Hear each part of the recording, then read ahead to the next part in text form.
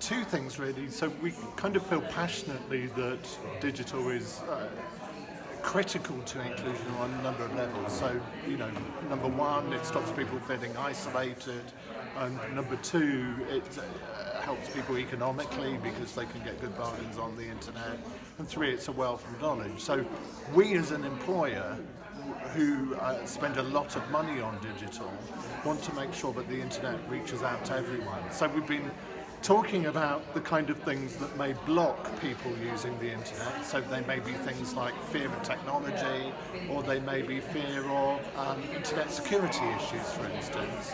And then, having talked about those issues and confronted those issues, we're trying to move on to a hands-on session whereby we help people with the technologies they use, which buttons to push, essentially.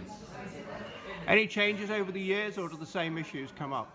I think fear of technology and new things is something we've all felt and we all feel and will continue to feel as technology develops. But the big change, I think, now is that, it is hard to participate as fully in society as you might want if you don't use the internet, because it's become permeated every element of society. Are there new devices and more apps making it easier or more difficult? I think they're making it easier in the sense that the apps are more intuitive to use. So that should get rid of a barrier. But again, I think people have a natural fear of the new, and whenever there's a new app or a new device, obviously there will be people who think, oh my goodness, I have to learn all over again. So is the company going to be doing more of this? Yes, very definitely. Because as I say, it's at the core of what we do, digital, every day.